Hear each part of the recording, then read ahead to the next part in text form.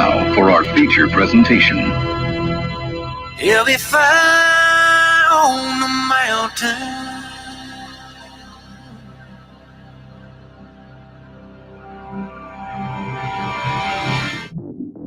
JB and Darren on the JB and Goldwater Show. Line drive right field, base hit. South Carolina wins the College World Series. Watson, touchdown. Hunter Renfrow. He got him, and it's all over. Coastal Carolina rules the roost. They win the championship. And South Carolina has won the national championship. The Citadel baseball team has done it again, but this time the Bulldogs beat one of the top teams in the country. They are giant killers. Get the ball to Bennett. He does.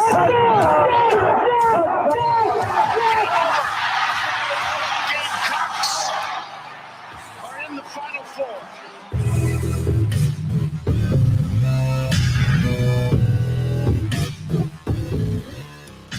All right, greetings and a good Friday afternoon, and welcome aboard the JB and Goldwater Show, live, loud, and online, and driven by our friends and yours at Stokes Volkswagen.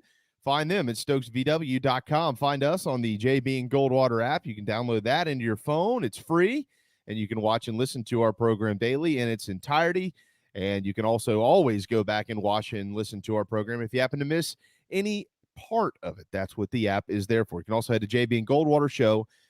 If you are watching to the left of your screen, that is Darren Goldwater. To the right, that's me, JB. We're here until 2 o'clock this afternoon, and we are, as we always are, jam-packed and full of fun.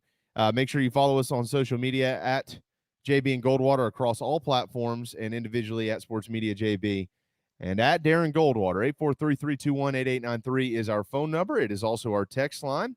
And if you are watching us, you can, any chat room that you have available to you, whether you're on Facebook, whether you're on Twitter, or whether you're through the app, wherever you are, you can send us a message there. We'll pop it in. You can text. It doesn't matter. We'll get your information. We'll pop it up on the screen. We'll make it a part of our program. In just a couple of minutes, as part of our special Masters coverage, we'll be joined, as we were yesterday, by both Scott Glaze and Meredith Taylor. And then they'll rejoin us again at the top of the 1 o'clock hour. So plenty to get to in golf. We'll get to the leaderboard here in just a moment. A lot of college baseball to get to. It's a huge weekend nationally. We'll tell you about that. And, of course, we'll take a drive around the state of South Carolina and what our programs within our borders are doing starting this evening. We also have John Whittle at 12:30 this afternoon. John, of course, with the BigSpur.com. He is just getting out of a Board of Trustees meeting. And the breaking news there is that Frank Martin has been officially his contract extension has been officially approved by the South Carolina Board of Trustees. That will add a couple of years onto the deal. It's now a 4-year deal for Frank Martin. The buyout number does not change, but the buyout will change after the next 2 years. In 2 years, if he's still the head coach at South Carolina, there will be no buyout if there is a move that needs to be made. So we're going to get a detailed update on that coming up here in less than 30 minutes. On our program with John Whittle, who, again, was in the Board of Trustees meeting this morning. With that being said, before we get to the 2-minute drill, good afternoon, Darren Goldwater. It is a great afternoon because I've discovered if you can watch, streaming-wise, the Masters, you can watch via either the Masters app or just on, masters.com? It is, masters.com. And there's this new My Group feature. You can set your own group to watch, and you can watch every single shot of every single guy you've put into your group, plus like the great shots of the day and other guys who are on the leaderboard. So if I'm remotely distracted today, it's right there, and I'm going to do both at the same time.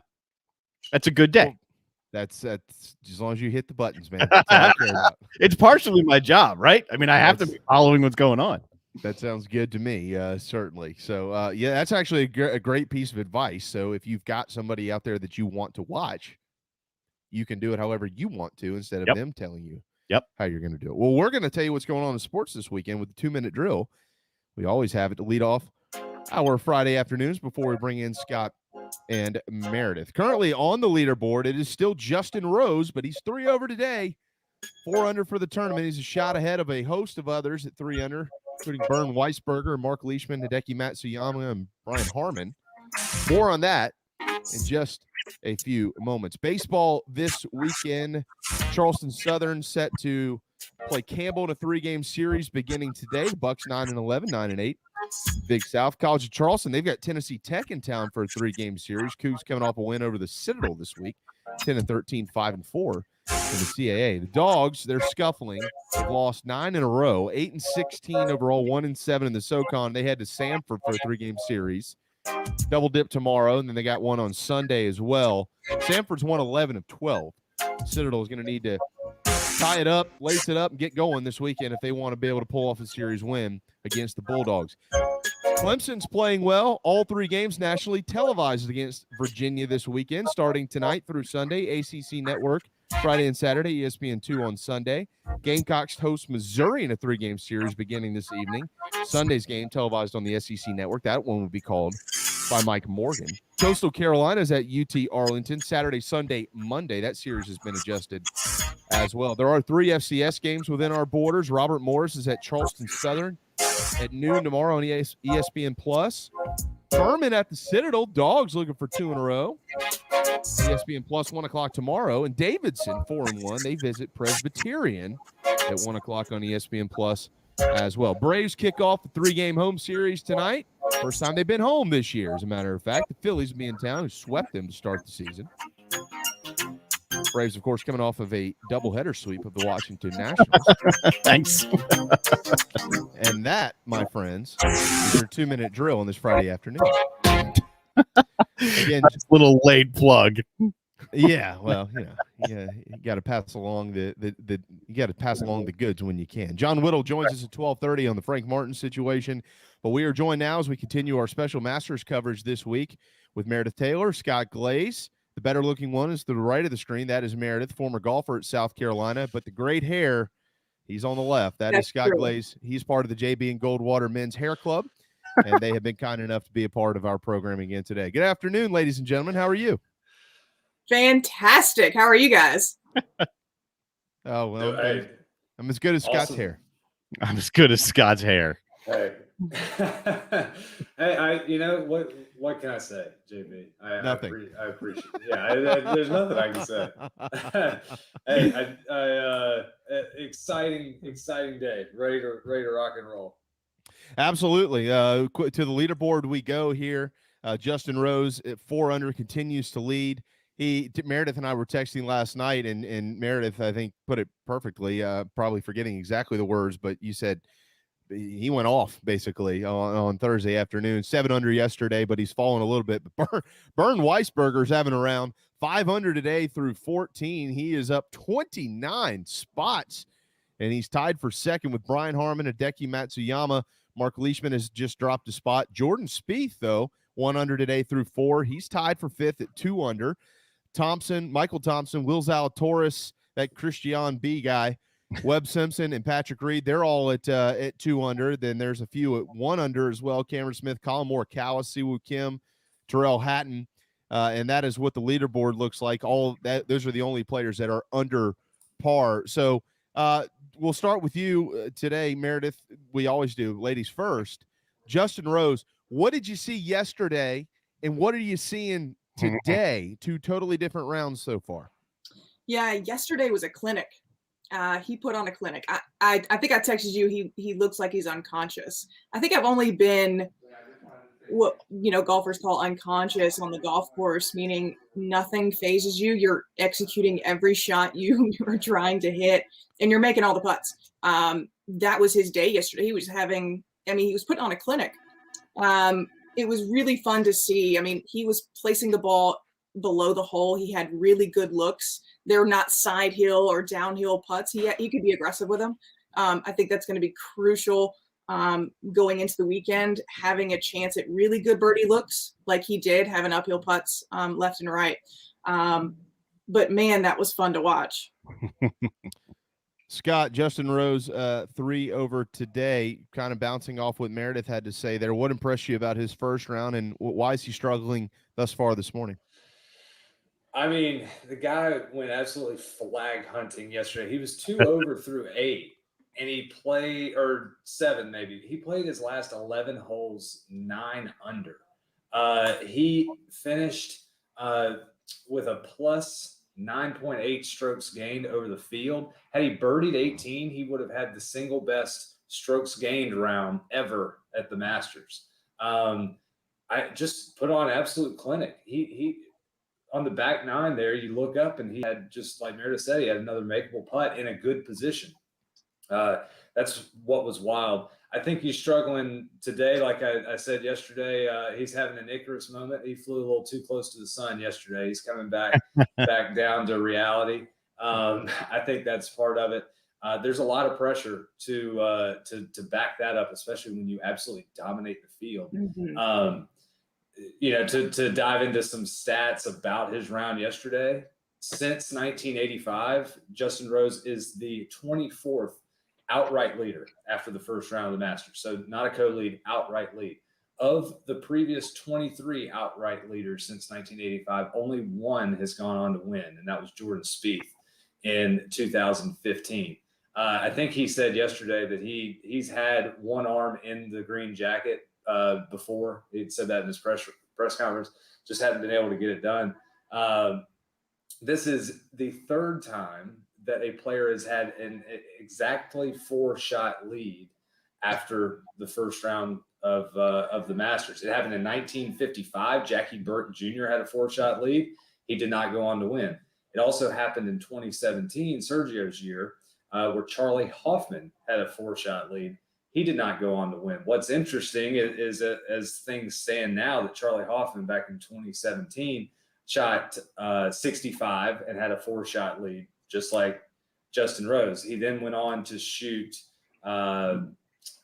75 in the second round and was tied for the lead at 4 under. Shot even par in the third round, and he was hovering in fourth position there, and then hit the eject button in the final round and shot 78. So we'll see what happens with Justin Rose. No disrespect to Charlie Hoffman, but Rose is a major champion and I would say more of a world-class player than Hoffman. But man, it was a clinic to watch yesterday. And like I said, just tough to back that up 2 days in a row. I think he's still in good form. After seeing the course yesterday and then no rain overnight, there were some mentions of maybe a little bit more humidity as the afternoon was wearing on. Are you surprised that some guys are really getting after it today as early as they are? Not surprised about morning rounds. The morning rounds are typically more gettable. That's also what made Rose's round yesterday so just great, is that he did it in the afternoon. At afternoon, the course, especially with the wind that we had yesterday, it's going to dry the course out, make it even firmer and faster. Not surprised that we've got some guys kind of getting after it today, especially after seeing the hole locations this morning. There are a couple that are really difficult. We've seen the 6th hole today be very difficult. It's up on the plateau on the right. Justin Rose, in fact, had a putt to roll basically back down to his feet. But other than that, when I look at the hole locations today, we have some traditional Friday placements like on 18, that's a funnel pin. That's going to be a birdie location. 2 is in a very birdieable spot. So it's set up. It seemingly is set up a little easier today. So wouldn't be surprised for more guys to take advantage and vault up the leaderboard. 12:15 on this Friday afternoon. Currently about 74 degrees, partly cloudy in Augusta, Georgia. Winds around 5 miles per hour. It could tick up a little bit this afternoon, but nothing earth-shattering there. Now, tomorrow winds are expected to pick up in the afternoon, maybe blowing 14 to 15, and then rain in the evening, about a 75% chance of that coming through, which could soften conditions for the final round on Sunday. Right now, Meredith, the projected cut line is at 3 over par. So first of all, for those that don't know, educate us on how we get to the cut line in Augusta, Georgia. How is that determined? And do you expect that 3 over to move a whole lot this afternoon? Tough to say. I don't know what the weather is going to be this afternoon. I think weather could have a little bit of effect. But like you said, there are birdies out there. 2, I've seen a lot of birdies on 2, and if you don't make a birdie on 2, you're going to get left behind a little bit. I'm looking through to see how the front, and Scott can throw out the stats, but the front played very difficult yesterday. Mm-hmm. I mean, I don't know what the stat was, but it was wild compared to November's stats of people, what the field was in November on the front 9 versus the front 9 yesterday. I think it was like 100 and something over par yesterday on the front on that really tough stretch of holes yesterday. And that was probably due to pin placement and probably due to just how firm and fast the golf course is playing right now. But it's going to be interesting to watch if the wind does pick up like it did yesterday. I mean, it was 8-10 mile an hour winds. And then you throw in getting to Amen Corner where it swirls. It could be pretty interesting watching that back 9 if the wind does pick up and if we do get a little weather. How do they settle on that cut line? How is the cut line determined at the Masters? Go ahead, Scott. It is top 50 in ties. That's a change from it used to be top 40 in ties plus anyone within 10 shots of the leader. So that would maybe add some more people, but they changed it last year to top 50 in ties and have kept that this year. Or did I get that wrong? Was it top 50 and now it's top 40? I don't know. You got it. You got it right. I'm not sure if they changed it in 19 or in November, but it is 50 in ties. And I think to Meredith's point, I think the cut line is going to move off of +3. I think it's going to go back. I think +4 is going to be, I would say, a safe bet for the cut line. Might even get to +5. I think just the difficulty of the golf course, I think it's going to move backwards. So if you're those guys that are hovering, let's see, Daniel Berger is hovering in there, Rory, Bryson DeChambeau, Sergio, Jason Day, Matt Kuchar, a lot of people in that 3 over to 5 over range, notable names that are going to need to make some birdies today to stick around for the weekend. Well, but there's also some guys just in front of that cut line that are going to have to play well to avoid it. I mean, you've got Bubba Watson at 2 over, you've got Dustin Johnson at 2 over, Brooks Koepka, he is also at 2 over. Let's start with DJ. He won the Masters in November. What did you see out of him yesterday? He tees off at 136 this afternoon, as you mentioned, Meredith. Rounds a little bit tougher sometimes in the afternoons in Augusta. What do we need to see out of DJ today to make sure that he comfortably does make the cut line? Patience, not attacking pins you can attack, being okay with pars. There's certain holes and there's certain pins out there that you cannot get aggressive. I think having that discipline to say, you know what, I'm just going to hit the right shelf on the green, give myself a look, but not make too many mistakes. I think when you're that close to the cut line, you just got to be patient, take what the golf course gives you, and make your birdies where you can. Scott, hole locations, as always, are released by the tournament each morning, and I don't know if you had a chance to look at them this morning, but if you did, anything that stood out?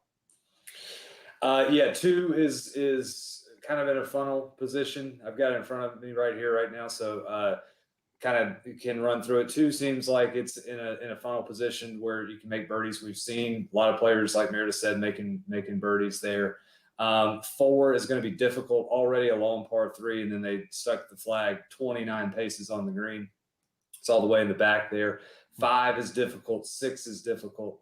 However, 8, front pin location there, and another par 5, which is accessible for a lot of these guys, especially with distance. So front hole location there should yield some birdies. 9 is difficult. 11, a front hole location there. Usually tends to be easier with the way that green is set up. Let's see, running through, I think 14 is in a funnel location. 16 is going to be tough, but 18 is in a birdieable spot. 18 is in the traditional place that we always see it on Friday at the Masters, right in that bowl in the middle of the green. So we'll see a lot of shots today that will have a chance to go in, come up that slope and come back. So yeah, that's another cool thing about the Masters, and we talked about a lot of really cool things about the Masters, is these traditional placements. Every Friday at Augusta National during the Masters, they put that flag on 18 in the same hole location. They, especially on Sunday, so many traditional locations that we know and we have the history of and the knowledge of, and that's what makes watching this tournament so great. I personally, and you two can correct me if you want to, you're the experts. I personally have a very confident feeling about Justin Thomas right now. He's 4 shots off the lead. He's 1 under today. He's back to even par. He's through 6th. He's a guy who, matter of fact, the other day, my mom said, I'm in this little pool. Give me 4 golfers who can win this thing. And he's the first name I threw out was Justin Thomas. Meredith, I'm going to start with you because Jeff Barber says go Mayor. So that catapults you to the top of this conversation quickly here. But and hey to Coach Barber, hope he's doing well. What about Justin Thomas? Let's talk about him and his game. What did you see yesterday, and what have you seen today? Because clearly 4 shots back in the second round of the Masters, that's nothing to a guy like JT. He could be up there before you know it. No, I like his position, and we touched on this a little bit yesterday in regards to him having all the shots that is required to play well at Augusta. I did watch him hit some of those big draw drivers off the tee on certain holes that really gave him an advantage. I'm thinking about number 10 right now, number 13, and he's got all the shots in his bag to perform well. And like we were talking about earlier, these guys know exactly where these pins are before they start. The game plan is already set. They know exactly where they need to be in the fairway to attack that pin, right? So if they execute that, they know exactly what shelf to be on and where they can't miss it in order to have that real good opportunity. And if he does that consistently today and gives himself those looks, he really can make a move today. Let's talk to Scott about He-Man. Scott, I want to move on to Bryson DeChambeau real quick here because he's 4 over. He-Man, by the way, had success and saved people and was generally liked. Other than that, well, DeChambeau has birdied 6, so I hope we like that. That's coming off of a bogey at 5, but he attacked the course yesterday. Didn't work out. He's 4 over. No, and to Meredith's point, you're 100% correct. These guys have their game plan when they are well before they step up on the first tee. When you see these guys on the range, they're hitting different shots that they know that they're going to have to hit on the golf course. So, I mean, keep that in mind. We see a lot of coverage throughout major championship weeks. These guys are the best at what they do, and they're not out there just aimlessly hitting balls before a round like a lot of us do. They've got that game plan dialed in. Yeah, DeChambeau certainly did not look great yesterday. Ever since he claimed Augusta National was a par 68 for him, he has averaged 72.4. So I'm surprised he has yet to walk back those statements. And like I said yesterday, I think Augusta National having this golf course play as firmly as it is intentional to kind of be the defense against somebody like Bryson. However, if you're Bryson, you got to keep the ball in play, dude. Do whatever you can to keep the ball in play. He was just all over the place yesterday. I think his biggest goal, you got to make the cut. Like Meredith said earlier, just stay patient, make the cut. Who knows what can happen on the weekend? However, same boat as Justin Thomas, the largest comeback victory to win the Masters after round 1 is 7 shots. Nick Faldo did that in 1990, and Tiger did it in 2005. They were 7 shots back of the lead after the first round. Well, both JT and DeChambeau were out of that 7-shot window. Now, this year could be an anomaly because Justin Rose absolutely torched the field. So if you kind of want to look at it as that 4 under number, they're still within that umbrella. The largest comeback by position after round 1 was tied for 33rd. Which was Tiger Woods in 2005. So a couple notables that were right in that range were Justin Thomas, Brooks Koepka, DJ. All I think JT started today actually tied for 20th, but I know Koepka and DJ started tied for 32nd or 33rd, and then DeChambeau further back. So Yeah, He-Man was able to right the ship a little bit late in the round and not let the bleeding get worse. But he's going to have to show me a lot today. If he's going to have to continue to show me a lot for me to jump on his bandwagon at Augusta National.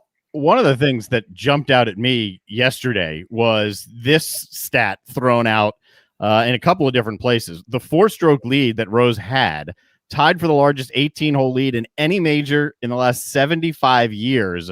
None of the previous 3 to hold that large of a lead went on to win. Wow. That's wild. Crazy. It's a testament to that.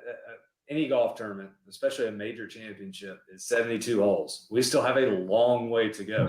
We're going to have a long way to go when we get to Sunday. When we get to Sunday morning, like Meredith said yesterday, the Masters doesn't start until the back 9 on Sunday, so we got a long way to go to get there. 17 of the first 84 Masters leaders or co-leaders after the first round have gone on to win. So that's only a 20% clip of wins there for the first round leader.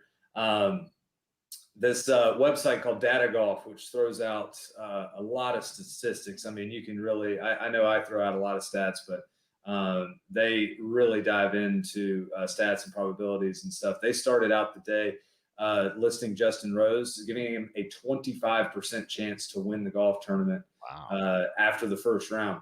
Now they list their favorites for the week at, maybe a 7 or 8% chance to win, because there are a lot of factors in there. And if we're talking about true probability and statistics, it's not going to be this grand big number. He started out the day 25% by their projections. Right now he's at 7.1%, and actually has less odds according to their models and algorithms than Hideki Matsuyama, John Rahm, who are, and I find that interesting. John Rahm is lurking there at even par, and I think it's only a matter of time. I don't know if it's going to be in 2021, but I think it's only a matter of time before John Rahm is going to be a Masters champ. All right, an update here at the top of the leaderboard. Austria's Bernd Weisberger has tied it. He's at 4 under, 35 years old. His last 2 tournaments he's played in, the Valero and the Players Championship, he was cut from both of those after the second round. So today, obviously making a push. Of course, now he has dropped a shot. Nope, he's still there. Okay, I'm sorry. At 4 under with Justin Rose. 6 under is his round today. 6 under. Bernd Weisberger through 15. Rose is 3 over through 10. We've only got about a minute or 2 left in this segment. So Meredith, have you, both of you, either one of you can take this, but have you had a chance to get eyes on Bernd Weisberger today and what he's looked like out there, the way he's playing the course on this Friday afternoon? I haven't, so go ahead, Scott. I haven't seen him particularly play this morning.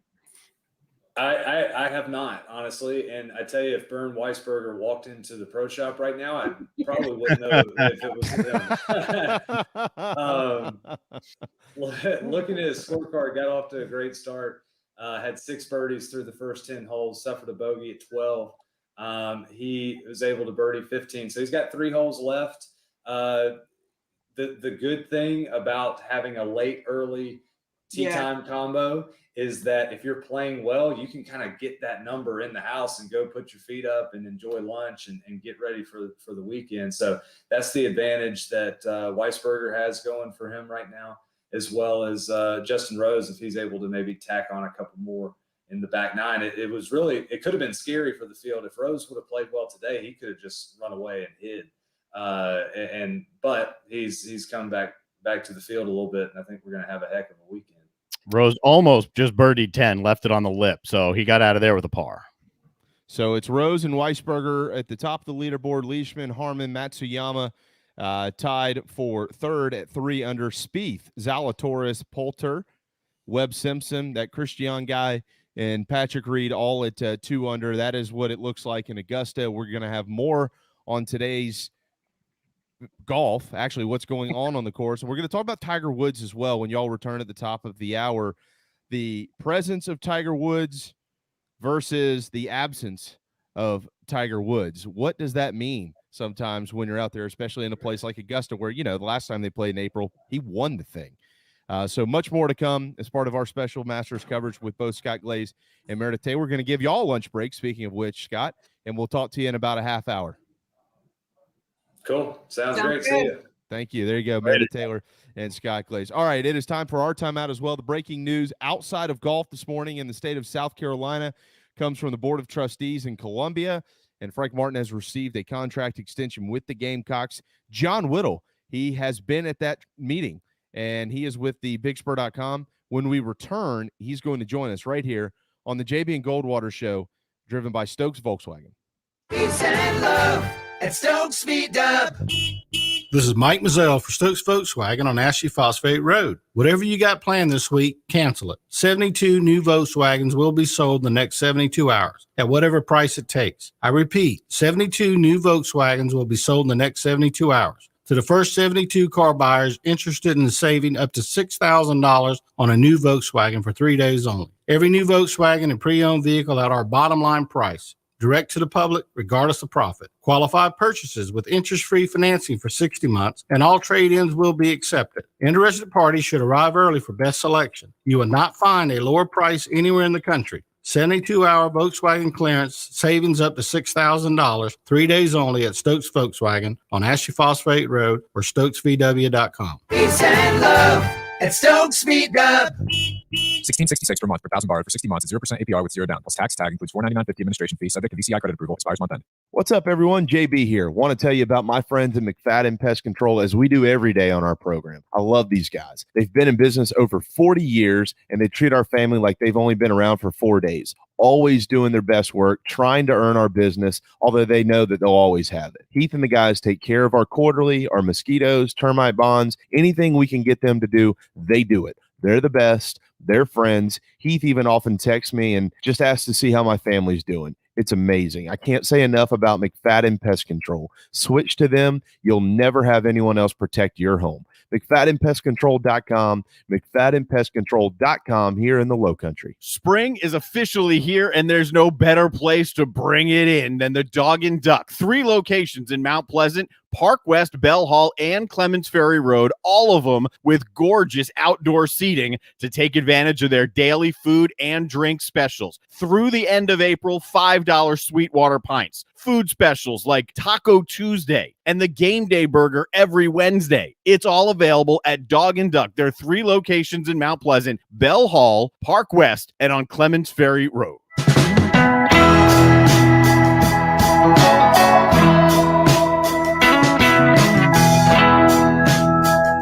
What's up, everybody? This is South Carolina singer-songwriter Patrick Davis, and I might live in Nashville, Tennessee now, but guess what? I can always keep up with the news back in South Carolina because I've got the JB and Goldwater Show. Thank you, JB and Darren, for being live, loud, and awesome.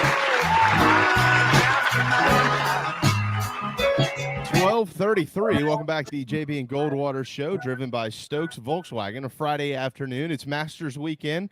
Weisberger, Rose continue to lead in Augusta at 4 under. But John Whittle with the BigSpur.com has been kind enough to jump in for a few minutes here today, as he is set to cover baseball tonight. But there is a new contract in Columbia. South Carolina has made a new swimming and diving coach, and he is going to tell us all about that. No, I'm just kidding. Well, that actually did happen. That is true. But as John is about to tell you in detail for you, Frank Martin has a revamped contract with the Gamecocks. He has been extended through the 24-25 season. And for more on that, we bring in the expert himself, John Whittle. What's up, man? Hey, guys. Thank you all for having me.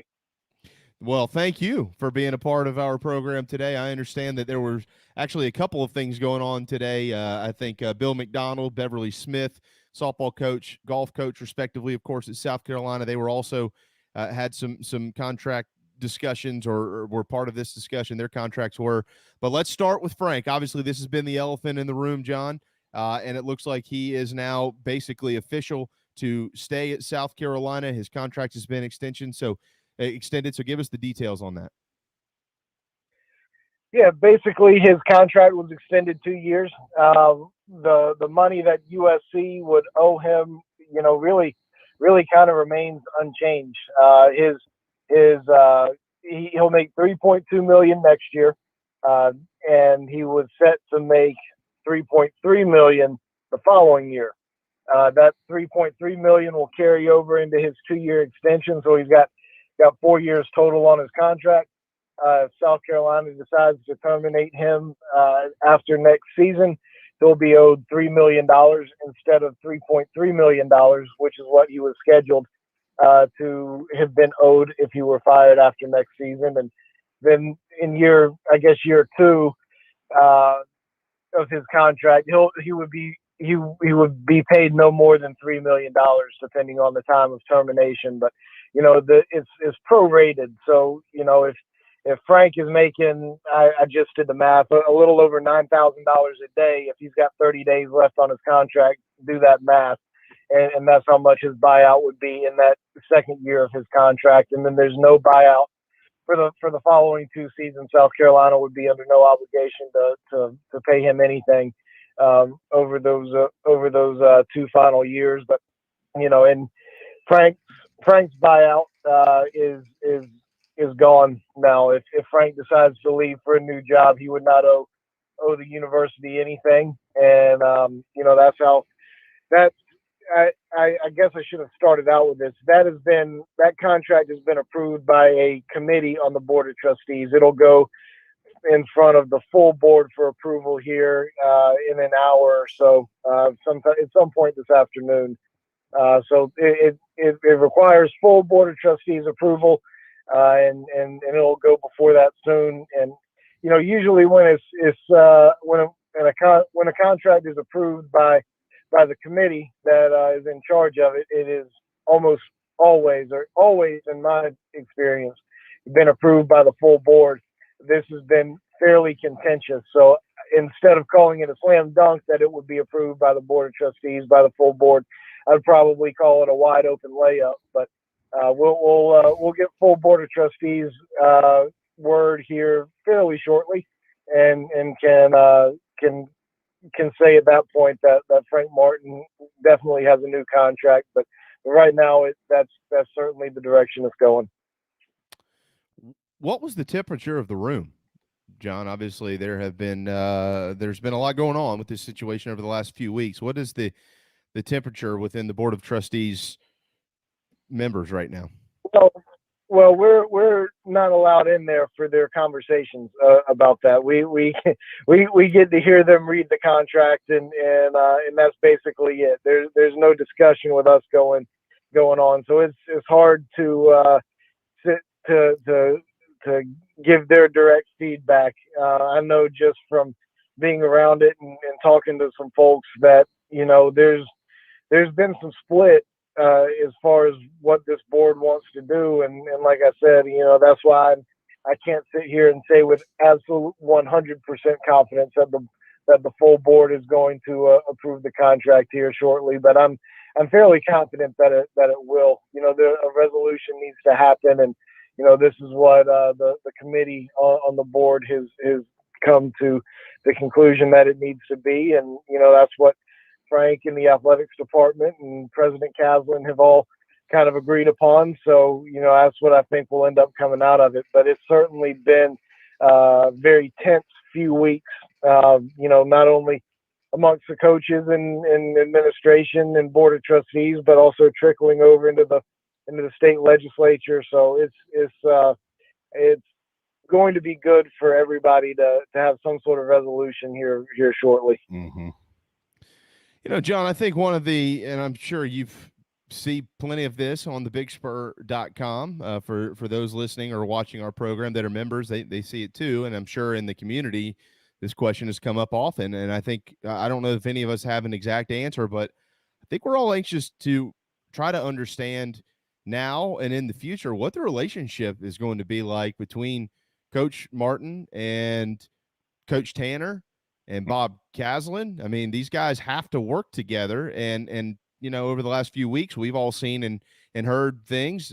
I don't know how much all of that or any of that is true, how much of it is true, but it's been, as you mentioned, the word contentious, I think, is pretty good. So do you have any insight as to what those relationships are like at this point in time?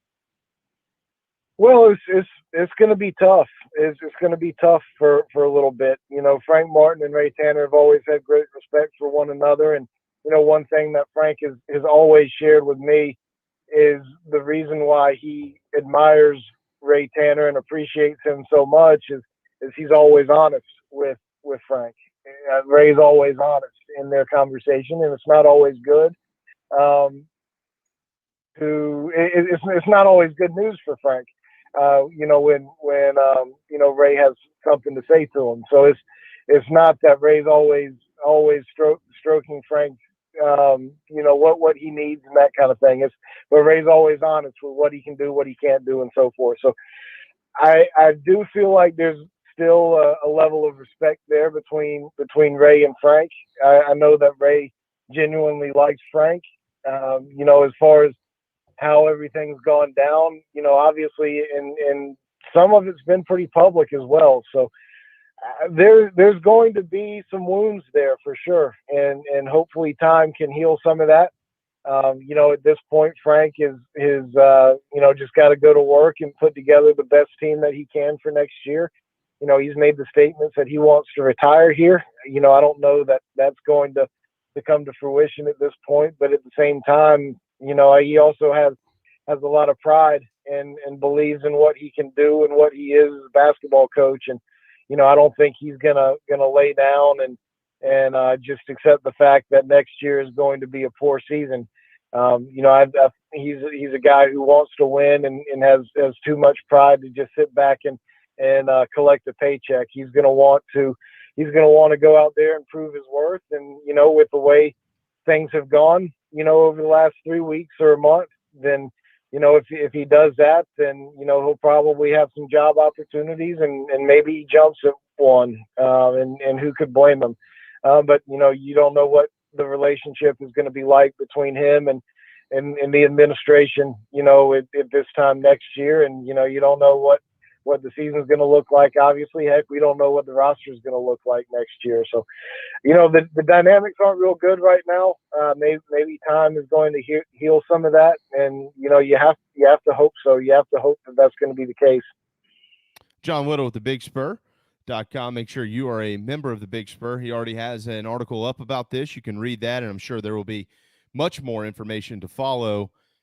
John, to be clear, this whole situation over the last few weeks has, from what we understand, strictly been tied to the buyout, right? This whole thing, if there was no buyout, Frank Martin probably would not be the head coach at South Carolina. Is that a fair statement? Yeah, I would think that is fair, yes. Okay. And because it's people are concerned, obviously, supporters of the program, as you well know. I mean, you see this every day on the BigSpur.com message boards. There are fans out there that are wondering, is this the right move? Is this the wrong move? Is this the safe move? Is this the move that it has to be made? At the end of the day, none of that matters anymore. But I think what does matter is, what have we learned about this situation? What has Bob Caslin learned about this situation? He was pressed in front of a state legislature and two totally separate issues, a medical school and a coach's buyout. So what have we learned about this administration and how they may handle this or anything like this in the future? I mean, I don't think you're knock on wood. I don't think you're going to see anything again like this in the future. Goodness knows, I hope not. Frank's got a lot of proponents in not only at USC, but also in the community. And, Mayor Steve Benjamin went on record with the state newspaper talking about how he did everything he could to help Frank Martin retain his job. And you've got legislatures going against the university and the athletics department because of Frank Martin and because of who he is. And there was certainly some buyout, language there with the medical school too.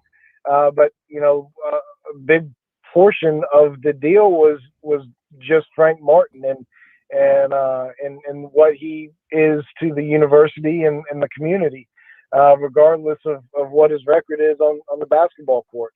So I don't think that we're going to see a situation like this in the future. I think that, with paying Will Muschamp's buyout, with what it was, and having Frank Martin have a big buyout, and having the revenue shortfall because of COVID, and all that brought about, I think that it was just kind of a perfect storm in this situation. Hopefully you're not paying $13 million buyout for a football coach, and hopefully you're not losing a ton of revenue because of the pandemic. And most coaches don't have the community backing and legislative backing that Frank Martin does. I mean, I think it was all just kind of a perfect storm that kept Frank Martin here and got him that contract extension. So I don't know that we learned anything for the future in the long term, but I do think we learned that it's not just an athletics director's decision as to whether a coach is hired, fired, or given a contract extension. There are a lot more pieces to it than just one guy who's sitting in the AD chair, and that's always been the case. And so some folks don't always realize that the athletics director has bosses too, and there's other people who have influence as well. Whether it's the president, whether it's the board of trustees, or the legislators who have influence over those board of trustees members. So there's a lot of different arms to this. John, to your point, I guess is what I'm trying to say here. We've mentioned this a lot around here. We talked to JC about it on Wednesday, and Darren, you'll know exactly what I'm saying. This isn't something that only happens at South Carolina. These are things that happen at Auburn, at Alabama, at Georgia, but everywhere. But generally, when these strings are pulled behind the scenes, no matter what the situation is, they don't make it public. Right. These are things that always stay quiet, and this hasn't happened at South Carolina. And over the last year and a half or so, there have been other bugaboos at South Carolina that have been public. I mean, a couple, right after President Caslen was hired, and I'm not hammering President Caslen. I respect him. He's an American hero. I respect him, for as much as you can respect somebody. This guy's a great man. But, when he spoke out about Coach Muschamp, and it was like, oh, whoa, swallow your tongue. Hold on, stop. Those type of things, John, that's not good, because we get all types of different opinions and narratives that form out of that. It creates division within the fan base, within the athletics department. You have problems. And I'm anxious to see what it looks like moving forward. Ray, you've known Ray Tanner a long time. I've known Coach Tanner a long time. I have as much respect for Ray Tanner as I have for anybody on planet Earth. I truly mean that when I say that. And I feel like he's been in some sticky spots that he didn't create.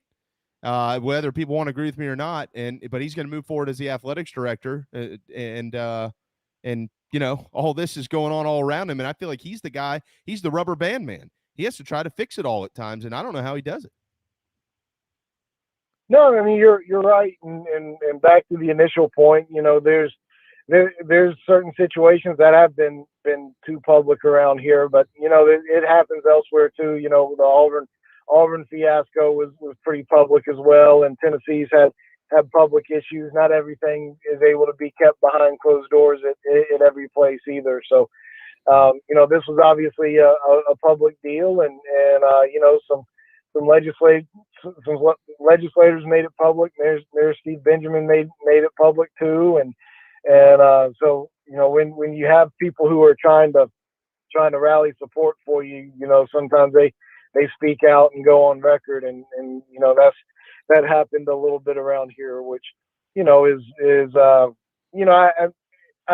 certainly respect Frank for his involvement in the community, and the fact that people do want to support him because of the man that he is, and I certainly think that he's done a lot of admirable things around here too. So he's earned that respect around here. So I don't think that should be lost either. Well, it's Frank Martin moving forward, whether folks like it or not. He will be the basketball coach. I know that they've already accepted a couple of transfers. John will continue to monitor the BigSpur.com as they try to recruit for what they're losing. There are players departing the program. All of that is, again, available, the BigSpur.com. Real quick before I ask you about baseball, what else happened today with the Board of Trustees. I understand there's a new swimming and diving coach. I think there's some information out there on Beverly Smith, the softball coach, Bill McDonald, the golf coach. Do you have a quick synopsis of what happened with their contracts? Well, the swimming and diving coach contract was not supposed to go before the board today. Then I was told that it was, and then it didn't. So the new swimming diving coach is not official yet. But you did mention Bill McDonald and Beverly Smith. They both had their contracts extended. Beverly Smith is going through 2025. I can't even remember off the top of my head how long Bill McDonald's going, but he got a contract extension as well. Chuck Martin, one of the assistant basketball coaches, his contract was extended by a year, and he's on a 1-year contract.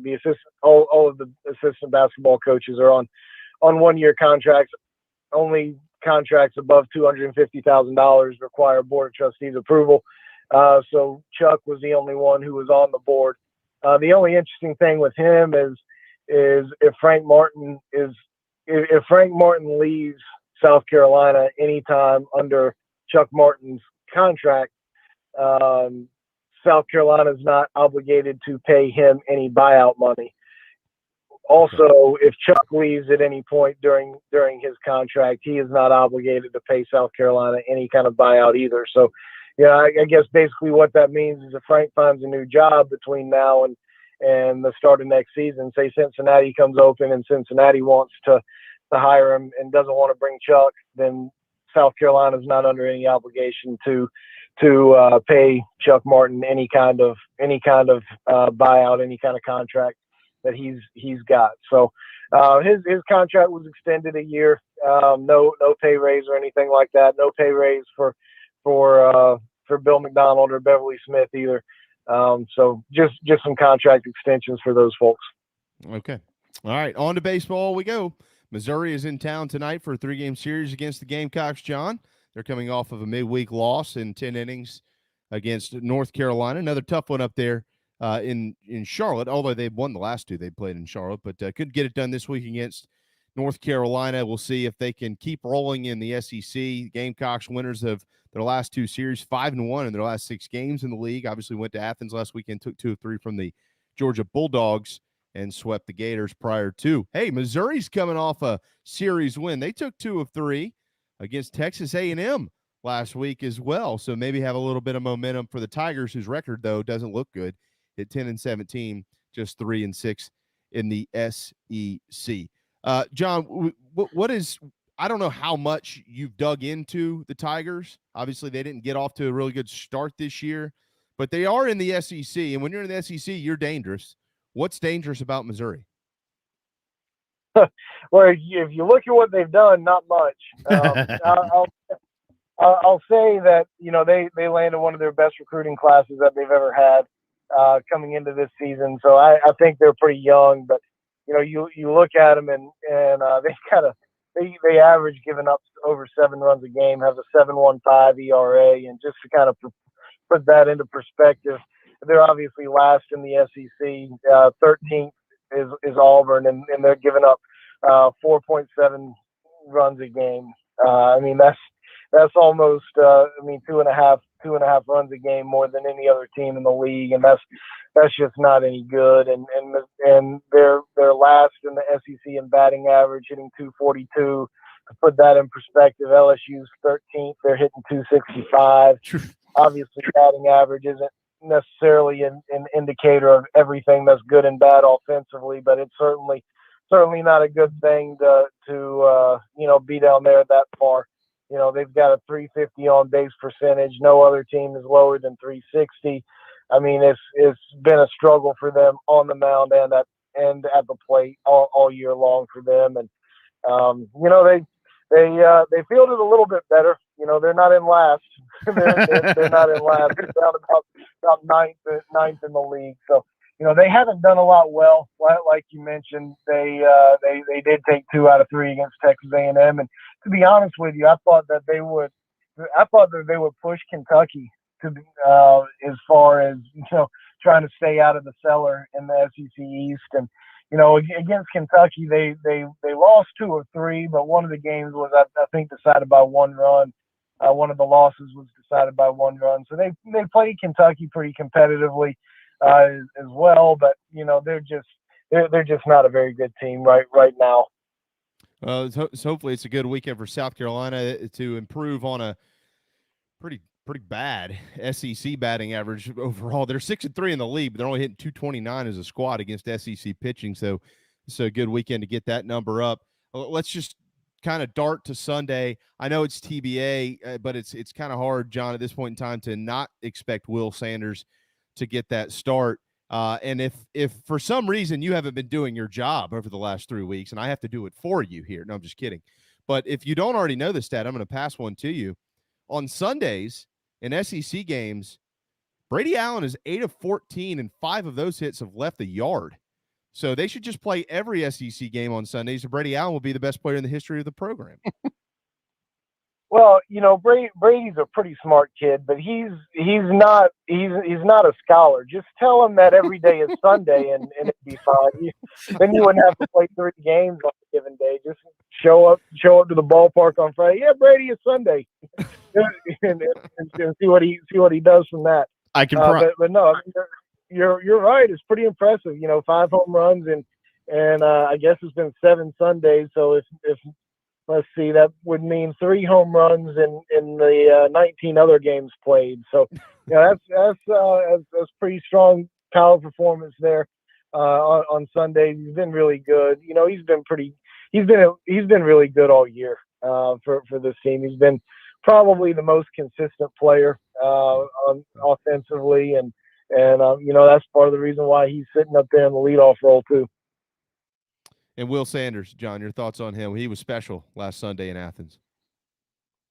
Yeah, I mean, I've said for a long time how much I like Will and think and thought he would be a weekend starter and Friday night caliber pitcher. And with this pitching staff being as good as he is as good as it is, I didn't know that he would end up in the weekend rotation quite this quick, but he has. And I know he's not officially in there, but we can certainly assume that that's going to be the case this coming Sunday as well. He's been phenomenal. He's had the uptick in velocity, which has helped him, but he's such a sharp baseball guy, such a smart kid when it comes to just knowing the game and how to attack hitters. That when you combine that with the stuff that he has, you've got a special guy. And he's a first round caliber talent here in a couple of years. South Carolina will have 2 more years with him after this season, but he's going to be a high draft kind of guy. One of those guys that we talk about around here having to face every so often, and he's going to be one of those guys in the future. So big, nothing bad to say about Will. He handles himself really well on the mound. He's mature. He's got great poise out there. There's really not much to complain about with that kid. So I certainly expect him on Sunday, barring having to use him for some reason in one of the first 2 games, but I certainly don't expect that to happen. 7:00 tonight, 4:00 Saturday, noon on Sunday. Tonight, tomorrow, both available to watch on the SEC Network. Plus, of course, Derek and Tommy will have it on the Gamecock Sports Network with coverage beginning 15 minutes before first pitch, and then a noon first pitch Sunday afternoon on the SEC Network. And you can either listen to Derek and Tommy, or you can listen to our good buddy Mike Morgan as well, calling that one on television. But you'll be covering all of them, John, and you do it as well as anybody ever has at South Carolina. It's going to be a busy Friday and a busy weekend for you. Generally, that's the case in the spring. So good luck. But as always, thank you for your time, my friend. Really great report today. Have a wonderful weekend. Try to catch the Masters if you can as well. And we'll try and talk to you next week. Sounds great. Appreciate you guys having me. See you guys. Always. John Whittle with thebigspur.com, where you can join for $1 whole that you can probably find in your couch cushion somewhere. Thebigspur.com is where you can go for all of the information for Gamecock Athletics. Big Spur $1 right now. Head there, check it out, and become a member like so many are. All right, it is time for a timeout power hour powered by Wando Power Equipment. Is coming up next, and we will lead off again with our friends Scott and Meredith. An update from Augusta National. We'll talk about Tiger Woods' absence versus presence, when he's there and when he's not. What does that mean for the rest of the field? We do have some college baseball to get to. It's a big weekend nationally, as a matter of fact. Some FCS stuff to get to in college football and much, much more. Hang tight. The JB and Goldwater Show, driven by Stokes Volkswagen. We'll be right back. What's up, everyone? JB here. Want to tell you about my friends at McFadden Pest Control, as we do every day on our program. I love these guys. They've been in business over 40 years, and they treat our family like they've only been around for 4 days. Always doing their best work, trying to earn our business, although they know that they'll always have it. Heath and the guys take care of our quarterly, our mosquitoes, termite bonds, anything we can get them to do, they do it. They're the best. They're friends. Heath even often texts me and just asks to see how my family's doing. It's amazing. I can't say enough about McFadden Pest Control. Switch to them. You'll never have anyone else protect your home. McFaddenPestControl.com, McFaddenPestControl.com here in the Low Country. At Patriots Point Naval and Maritime Museum, families walk in the footsteps of our nation's heroes, the brave ones who risk their lives to defend our way of life. Home to the aircraft carrier USS Yorktown, USS Laffey, and the USS Clamagore, there's more than 1 million square feet of exhibit space to roam. White Glove certified, we have several new health safety measures in place to enhance the visitor experience. Come for the day and leave feeling inspired. One of the most impressive museums in the country, located right here in Mount Pleasant. Visit patriotspoint.org for more. We'll see you soon. Bourbon and whiskey drinkers of Charleston. Paddock and Whiskey on James Island and the Terrace Shopping Center on Maybank is your home for the finest and rarest bourbon and whiskey drinks in the Low Country. This is where I hang out. Go meet my friends Reed and Chris and try one of their exclusive barrel pick bourbons. They have the largest private barrel collection in the state, and let their knowledgeable staff recommend your next pour. PaddockandWhiskey.com. Let not your heart be troubled. Paddock and Whiskey is here for your next double. We're all friends around here. Paddock and Whiskey, proud partners of the JB and Goldwater Show. This is Scott Glaze, head golf professional at the Links at Stono Ferry, located on the outskirts of Charleston, South Carolina. I'm inviting you to tee it up on one of the most scenic and challenging courses in the Low Country. Our back nine is highlighted with 3 holes that border the Intercoastal Waterway. Visit stonoferrygolf.com to book tee times and discover all that Stono Ferry has to offer. The Links at Stono Ferry is a former South Carolina Golf Course of the Year and is also home to the College of Charleston men's and women's golf teams. Come see us. We would love to have you. stonoferrygolf.com. Hi, I'm Chris Half, Public Information Officer at the Patriots Point Naval and Maritime Museum. We're home of the mighty USS Yorktown, USS Laffey, Clamagore, and Vietnam experience. And we're a proud partner of the JB and Goldwater Show. We invite you and your family to come see us and enjoy a day on Charleston Harbor. Visit patriotspoint.org for more information. And now, it is my honor to present the national anthem.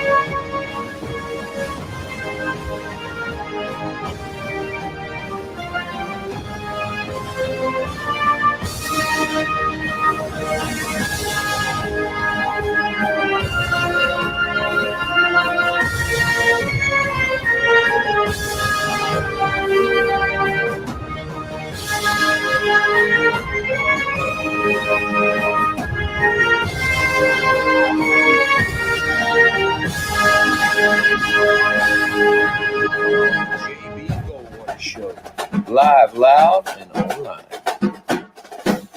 All right, final hour of the work week. Welcome back, the JB and Goldwater Show. Power Hour, powered by Wando Power Equipment. If you are in the Low Country or near it, that's where you want to go to rent the aerator to save your lawn. That's what I'm doing this weekend. WandoPower.com. That's where you can find all of their rentals. That's where you can find the zero-turn mowers from Hustler, like the Raptor. They're just like Bryson DeChambeau. Bigger, stronger, faster. It's amazing. WandoPower.com, 843-849-8814. WandoPower.com, owned by my friends Polk and Harrison Price and their family. They've been in business for over 30 years. And when I say my friends, literally, I played baseball with Harrison, so I've known him a long time. They're on Daniel Island. People come from everywhere. Matter of fact, out at Stono Ferry, when they need to aerate the lawn, they don't even have them anymore. They just rent them from Wando Power. So head to Wando Power Equipment over on Daniel Island. I'm kidding about that, Scott. You know that. All right, let me get to a quick leaderboard here. Bernd Weisberger, Mark Leishman now, and Justin Rose all in the lead at 4 under. Leishman 4 under today. Wasn't he 4 under yesterday, and then he lost all that? Didn't it? Wasn't he at one point 4 under? That? Leishman. Yes. He got hot. Yes. He got to 3. Yeah, he got to 3 or 4. Yeah. That's what I thought. Okay. Tony Finau is at 3 under. So is Brian Harmon, Scott's brother, Hideki Matsuyama. Y'all strikingly resemble each other. Tommy Fleetwood in there at 2 under. Jordan Spieth at 2 under. Will Zalatoris at 2 under. That Christian B guy, he's at 2 under. He'll tee off at 124. So he's 20 minutes away. Webb Simpson and Patrick Reed at 2 under. All right, Scotty, let's start with you here. We're starting to see some of the top names in golf kind of get up towards the top of the leaderboard here. JT is at 1 under. He's 2 under today through 8. Colin Morikawa is at 1 under. So you got Thomas at 1 under, Reed at 2 under, Simpson at 2 under, Spieth at 2 under, Fleetwood at 2 under, Tony Finau at 3 under. These are popular names. Of course, Rose up there at 4 under. So here on a Friday afternoon, here comes some of the big stars, maybe. Yeah, for sure. This is why Rose has kind of done well. He's helped out the field by coming back to the field. Really has tightened everything up.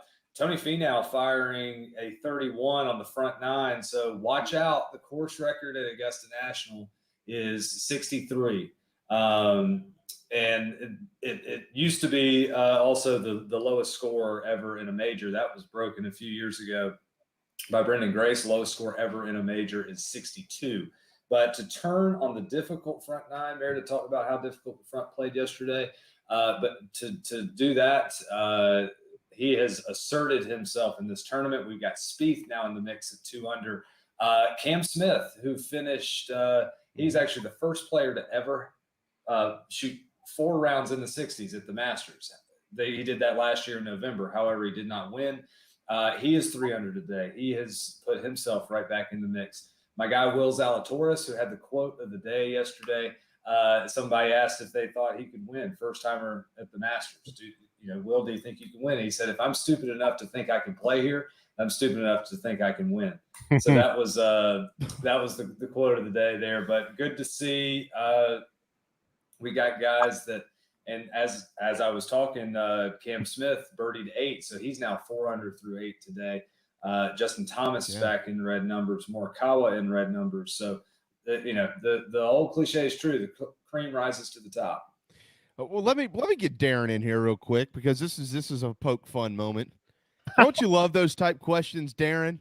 Hey, do you think you could win? No, I don't actually. No, I showed up just to show up and have a little bit of fun.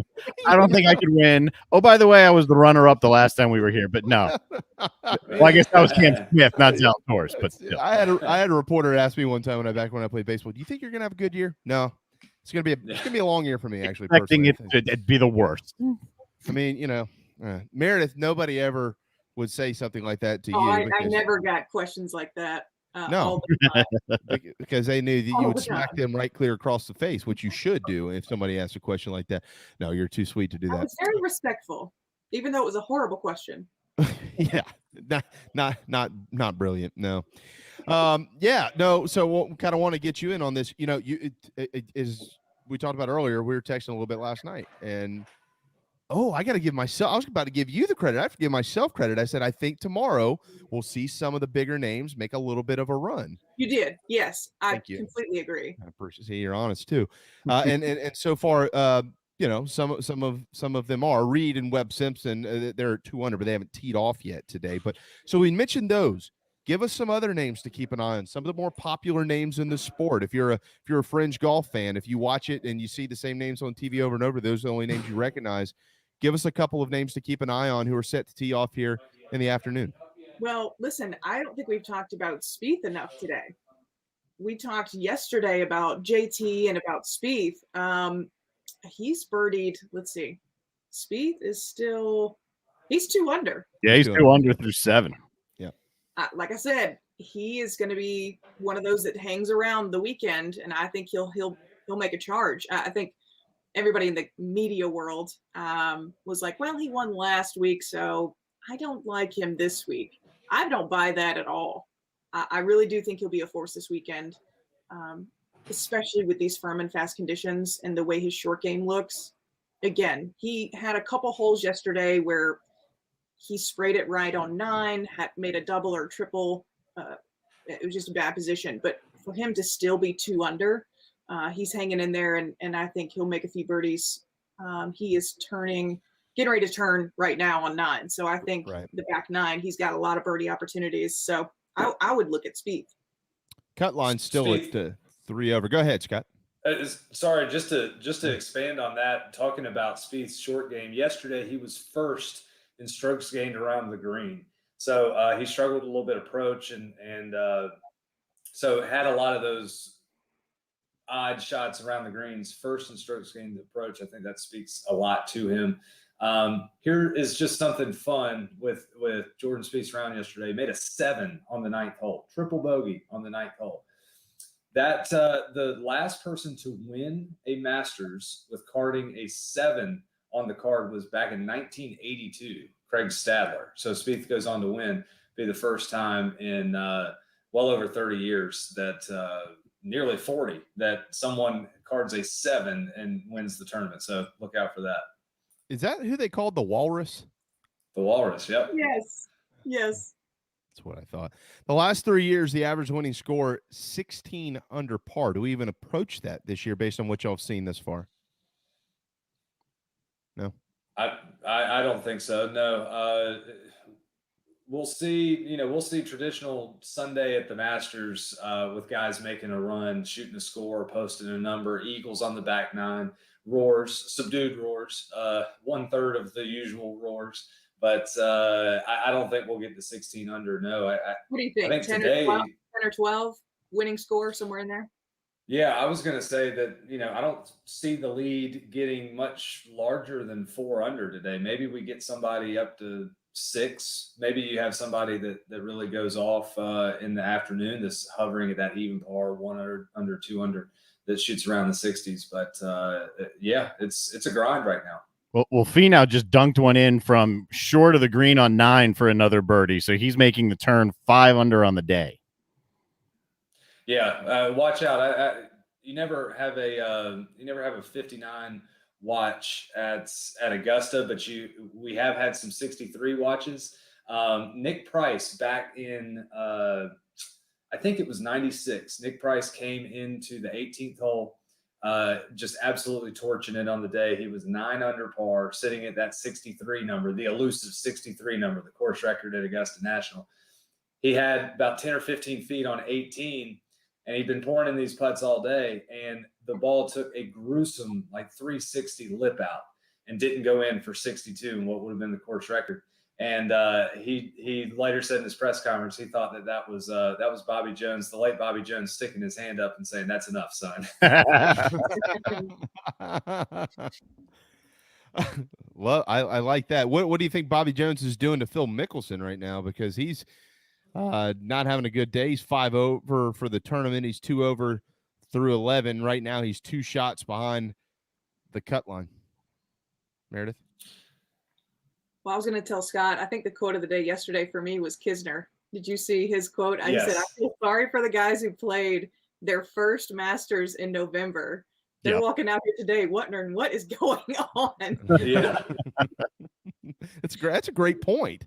I think that actually – because I asked a question yesterday, what does it mean to play that Masters in November so close to this one? And I agree with both of your responses. Nothing.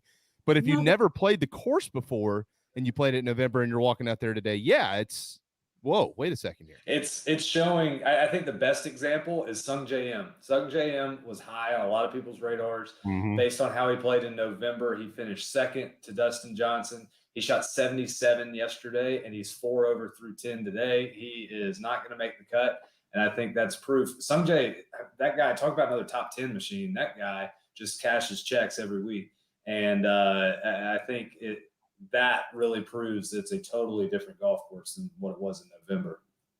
All right. One of the points you made yesterday, Scott, was about Rory and how not good he is in the first round of majors, but he's been pretty darn good in the second, third, and fourth rounds of majors. And he'll tee off coming up here in about, 30 minutes or so. 1:48 is his tee time today, but he is 4 over, so he's a shot right now behind the cut line. But you both think that this thing's going to maybe move back a little bit. Right now it's at 3 over, so 4 over and beyond. You're not moving on to the weekend. So what are we watching for early in Rory's round to see how different it can be from yesterday's 4 over par? I think, I'm interested to see how he gets out of the gate, and I'd love to hear what Meredith has to say for somebody like Rory, who's starting behind the projected cut line, whereas, talked earlier about DJ and Koepka, who are just inside of it and just staying patient. I think if you're Rory, you got to go out there and you got to start getting some momentum early. I think the pin on one, depending on your tee shot, is one that you just want to play away from. It's not a difficult whole location, but you just don't want to risk putting the ball in the bunker. So I think you want to walk away with a par on one and then really take advantage of 2 and make a birdie or eagle to get the round going. So I think that's going to be good news for Rory if he can birdie or eagle number 2 to get his round off to a hot start. And Meredith, I mean, what would your game plan be if you're on the outside of the cut line looking in? Are you patient, hoping it comes back, or are you going to fire away? And like I was saying earlier, if you're on that cut line and you or even a couple shots into making the cut, you'd be patient, pick your spots. But if you're trying to make the cut and you're outside of that, you got to step on it. I mean, you got nothing to lose at this point. If you're outside that cut line, you've got to pick your spot. Like you said, if you got to make par on 1, you got to make a birdie at least on 2 based on how it's playing today. And then you got to go for it. I mean, there's certain pins out there that you got a green light on. You better be making birdie. You got to go for it. Speaking of birdies, Mark Leishman's made one. He's at 5 under. He's leading the tournament. Go ahead, Scott. Oh no, sorry. I was just gonna say I think you got a birdie 2. You got to survive holes 4, 5, and 6. That's big, and 7 on the front 9, and then right. 8 through 15, 16. That's where you've got some holes in there to where you can make a move. So if Rory's gonna get back into this thing, it's gonna be right in the middle of the round. You gotta get off to a hot start, survive the front 9, and then go get it on the back. Go make a move on the back. What hole is playing the easiest right now? Do you have that information? We can look it up. Okay. While you're doing that, 6 birdies today for Mark Leishman. He has catapulted himself into the lead at 5 under. He's through 15, shot a 72 yesterday, which of course is par in Augusta National. He has just birdied 15, so he's now on the back 9, birdied 12, 13, and 15. He's ranked the 89th. He's the 89th ranked player in the world. Give us a little bit of background on Mark Leishman, Scott. Mark Leishman, great player. It's interesting. He really has been pedestrian the last couple years, but has shown up at the Masters. He's just one of the guys, like, this course fits his eye. We've seen Leishman really at the top of the golf world as of a few years ago. He's won some big time events, struggled with some swing changes recently. Don't necessarily know why he was changing some stuff up in his swing. So has had some rough starts, but when you get back to a place that's comfortable to you and you've had success as he's had at Augusta, it's easy to get comfortable and settle back into playing good golf. Darren Goldwater, Jamie Bradford, Scott Glaze, Meredith Taylor, 119 on a Friday afternoon as we continue to get you into the weekend. Our special Masters coverage brought to you by the experts. Scott Glaze and Meredith Taylor. Scott, of course, the golf pro at Stono Ferry, Hollywood, South Carolina, the original Hollywood. Just an FYI. I do have our easiest hole. If you're wondering that, right now it is the second hole. So just what Meredith said, you got to birdie 2, right, Meredith? If you're a Rory, you got to go birdie 2. It's a must. Okay, it's a must. He's got to make birdie on 2. Speaking of birdie, Justin Rose with 1 on 13. He's back tied for the lead at 5 under with Leishman. And Rose is 2 under this afternoon, or 2 over this afternoon, right, Darren? Right? Yeah. Yes, now he is with 2 that over birdie. on the afternoon. Okay, all right. So co-leaders up there, Leishman and Rose. Let's bring somebody who's not playing into this conversation. Let's talk about Tiger. Obviously, everybody's thoughts and prayers continue to be with him as he recovers from an awful wreck. But as it pertains to the field, look, we've seen Masters tournaments before without Tiger Woods. If you are the casual golf fan, probably not as much fun watching this thing without Tiger Woods. If you're any golf fan, it's certainly not as much fun with watching without Tiger Woods in contention on Sunday. We all know that. But he's not there. When he's not on the course, let's say the weekend. When he's not on the course on the weekend, what type of I'm not talking about TV, I'm talking about the players themselves. What type of impact does that have on the rest of the field? Even, I know it was different back in his heyday, but even now, I mean, he won this thing 2 years ago. What type of impact would he have if he was out there? If he was there, you get the most impact. Well, when Tiger's in contention, that's when there is huge impact. And we saw that in 2019, where we saw some world-class players really stumble down the finish line when Tiger was in contention and making a charge. If he's not in contention, but he's there on the weekend, it really, he gets all the attention from everyone. So you know exactly where Tiger is on the course. A Tiger roar is different than a normal roar, even if it's 1/3 of the roars, which it would be this year. So when he's not on the course, it's certainly a different feel, and it's certainly a different feel this year due to the situation of him not being there. I think for golf, what Tiger's done for golf has been immense, and it has been wonderful, and it has catapulted the game, and it's such a lasting impact that he's made. It's almost like now we can sit back and see the fruits of Tiger's labor, so to speak, or the fruits of his greatness. And we have so many people. We can run down just a list of guys that we're excited to watch and that can win this golf tournament. And I don't think we would be in that situation without Tiger. I don't think the game of golf would be in this state, and we would be so fired up about 15 different people if Tiger had done what he did for the game of golf. So, it's a different feel on the golf course for sure. But as we get in this twilight of Tiger's career, so to speak, I look at it as just being thankful for what the guy's done for the game that I love. Meredith? I think it's fair to say when you think about the Masters, you think about those iconic shots that Tiger hit at the Masters. It's pretty synonymous with the Masters. I think about 16, the chip on 16. Everyone, even if you're not a golf fan per se, everybody knows and was watching and tuned into that Masters and remembers where they were when that chip went in. It's the Masters is going to be pretty synonymous with Tiger and his success on this golf course. How about 2019? Remember that just flurry of wild events on 16 where everybody hit their ball in the water. I mean, every shot that was hit, drop is.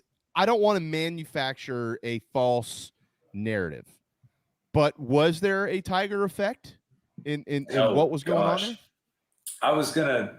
So I Meredith, I want to hear if you can hone in on the most nervous you've ever been on a golf course. So I know I can tell you the most nervous I've ever been. I was 18 years old. I qualified for the U.S. Amateur up at Hazeltine in Minnesota, And, this big time event, that was the biggest event I'd ever played in my life up to that point. And I could barely tee the ball up. Yes. And I did not feel my swing. I couldn't tell you. I couldn't tell you what I did. That's why it's so important to have pre-shot routines and all this and that, so that you just kind of get in that rhythm.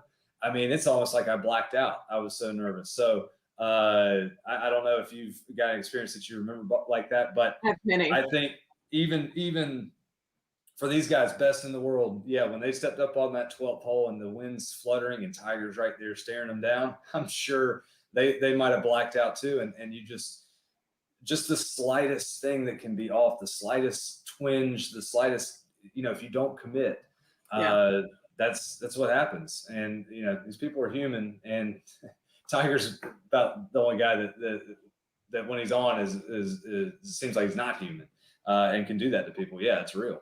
Tony Finau is not human. I'll let you finish that thought, Meredith, because he just birdied 10 after sticking it in there again. So Finau is now 6 under on the day and 1 off the lead at -4. And that's 3 straight birdies for Finau as well. Wow. Yeah, that's amazing. Mine would be LPGA Q School. Had 3 really good rounds. In that final round, all I have to do is shoot around par. I mentally had prepared for the moment. I physically had prepared for the moment. Best shape of my life. All those things had been done. But you can't until you're in that moment, you don't understand what your body's going to go through. And my hands were shaking. I kept looking at my dad, who's my caddy for my first LPGA Q School. And I said, no, I'm fine. But my hands were like this, like I'm great. I'm good. But my hands were shaking so bad. And that first tee shot it was just like this awful, you can't prepare for that moment until you're in it, and you have to get comfortable with that over and over and over again. And so but then it's like a drug. I mean, you could, you want to be in that moment. Like that's the competitor inside you. Like you kind of hate it while you're there, but when it's over, you're like, God, I need to be back in that moment, in that arena. That's right. Darren and I could tell you a very simple solution to both of your problems. Just have a bourbon before you hit that next shot. You'll be just fine. Anytime I play Stono Ferry, it's exactly what I do before every shot I take. That's why I drive the golf cart on the golf course when you're not supposed to, unintentionally, though, Darren. Going back to that moment that I was talking about, when all those guys 2 years ago hit all those shots in the water, and then Tiger just casually steps up there and plops that thing right on the green, but it was the far left side of the green on 16, if I'm remembering this correctly, right? So, but that was like Scott, I think you and I have talked about this before. That was like the safest shot that he could have hit. And he didn't need to do anything else. His presence, right, in that moment had allowed him the opportunity to basically not have to do anything else, but get it over the water, get it onto the green, and give himself a 2-putt in. And that's a difference, right? And where I got to attack it here. I've got to go score. Or I have to do – he can stand there with his arms crossed and allow you to do all the work, and then he just kind of gets to just kind of finagle his way in after that. Experience. Yeah, exactly what I was going to say. That's just the experience. He's been there before. That's the thing of being in those situations where you're so tight you can't even control your hands. And you have to understand, and it's normal. Everybody goes through it. I'm sure Tiger has had those moments in his awesome career.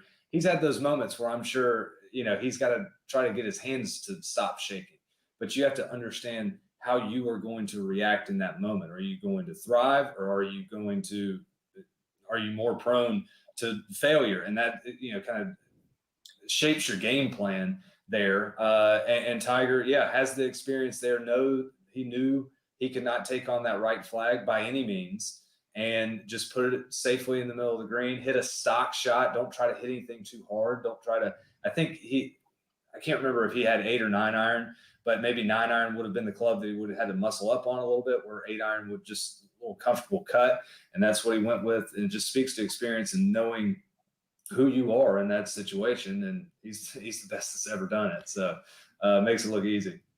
Let me ask you about this. Darren and I talked on I think Darren, it was Tuesday, to Gene Sapikoff, who's covering the event in Augusta. He's been there all week. Gene, of course, with the Post and Courier, and we asked him an interesting question. Well, we were asking him, how much has Tiger come up? Have the golfers, has the media, has he been any part of the focus of Augusta National this week? And he said not a whole lot at that point in time. It was Tuesday, remember, but he felt quite sure that it would come up. And sure enough, that afternoon, a couple folks were asked about him. I think maybe Justin Thomas said Tiger was, quote, bummed to not be there, which I'm sure there were other words besides that one used. But let me ask you about this. We've seen some pretty special moments with his son over the last couple of years. They obviously played down in Florida together a few months ago. Scott, we talked about that on the show. Obviously, after what he did at the Masters, that image will be there forever. Takes you back to when he hugged his dad. How neat would it have been this week on Wednesday in the par 3 contest to see Tiger and Charlie Woods playing in that? That's true. That's a great point. I didn't even think about that. I think everything that's happened, I think that's just, we can cherish that father-son event last fall even more with the two of them, because it's so far up in the air of what's going to happen with Tiger's career. It's really cool that we got that moment. And we brought up Craig Stadler earlier. Craig's son played on the PGA Tour for a little bit. We've had kids of successful major champions to play on tour. Raymond Floyd's son played for a little while. One of Jack Nicklaus' sons played for a little while. It's hard to reach that same level. Jay Haas. And who knows if Charlie? Oh yeah, that's right. Gosh, Bill Haas might be the most successful son of a tour winner. But yeah, it's who knows what Charlie's golfing career holds, but in lieu of what happened, I think it's really cool that we got that moment, and hopefully we can have more of those Tiger and Charlie moments to come. How about with what Finau's doing right now? It just kind of came to my attention. He and Justin Thomas, who's also playing well today, but not in the stratosphere of Finau, they're in the same group. The impact on both playing together on this Friday. Yes. Obviously, they're both going to make the cut here. But in terms of pushing towards the top of the leaderboard and seeing the guy you're playing with have some success. Great question. That always helps.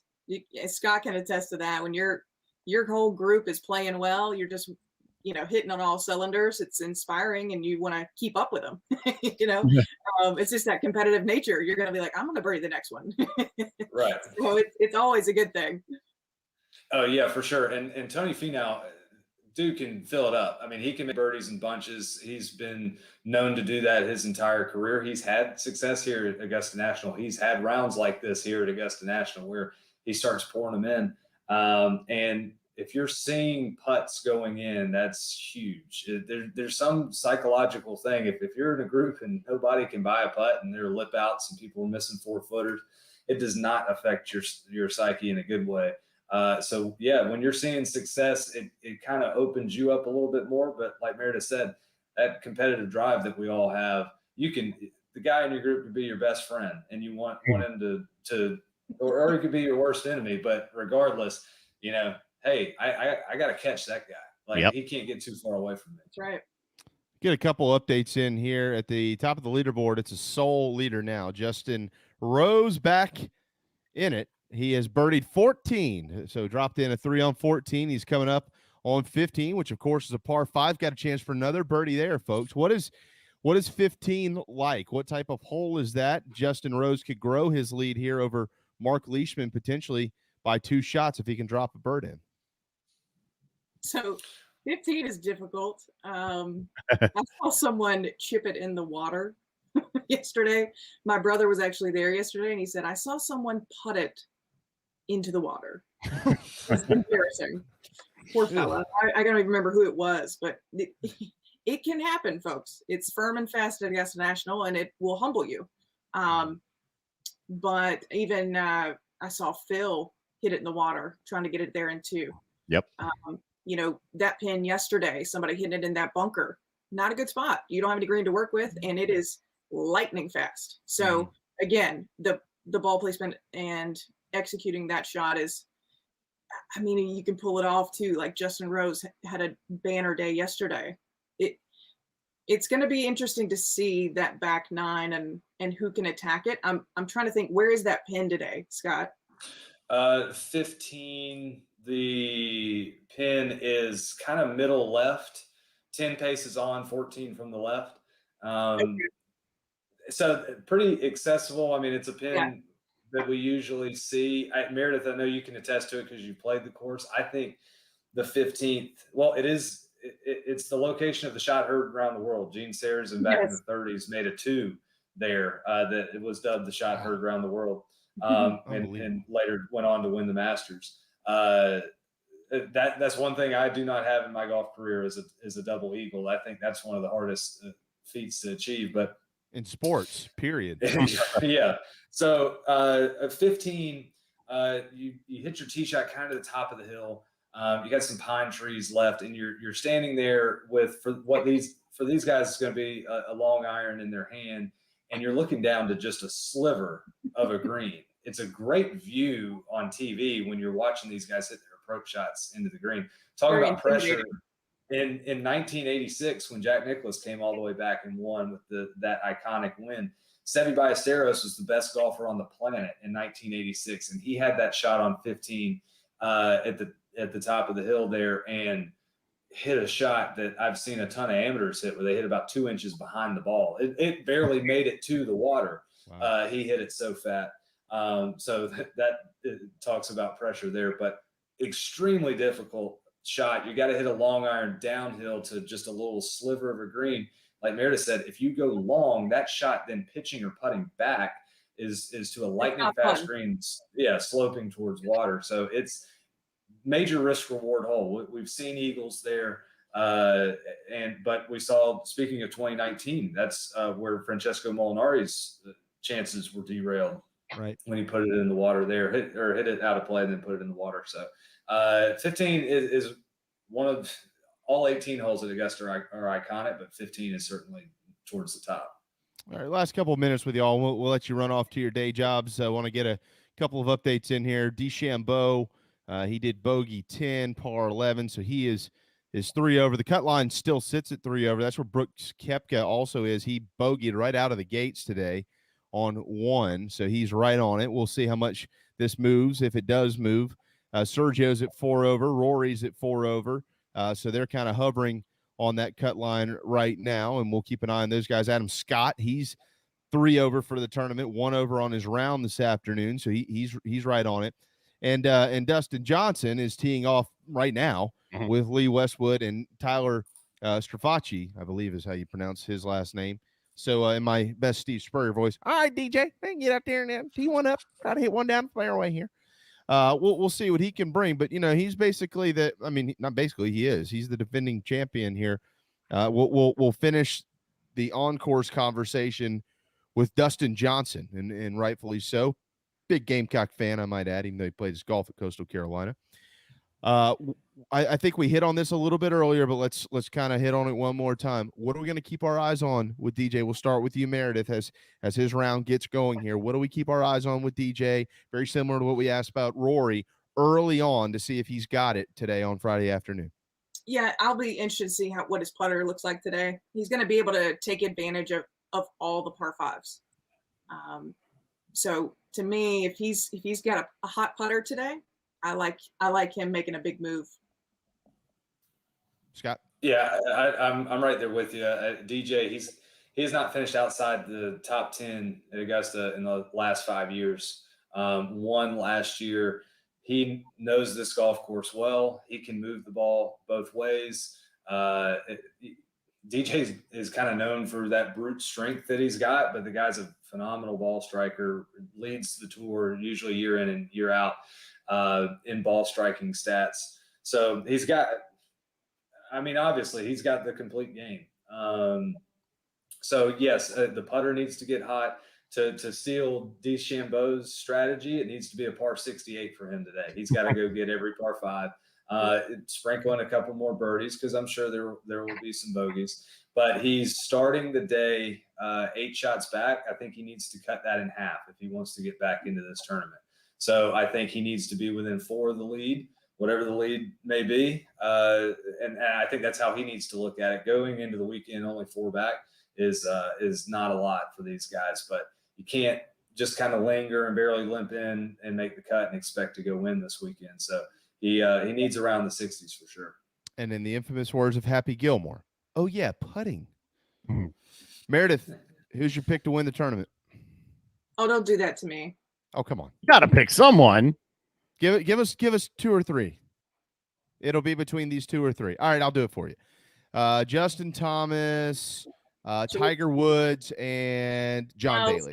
Stop. All right, Jordan Spieth. Yep. Justin Thomas. It's a good start right there. You can almost end it right there. I'm just going to end it right there.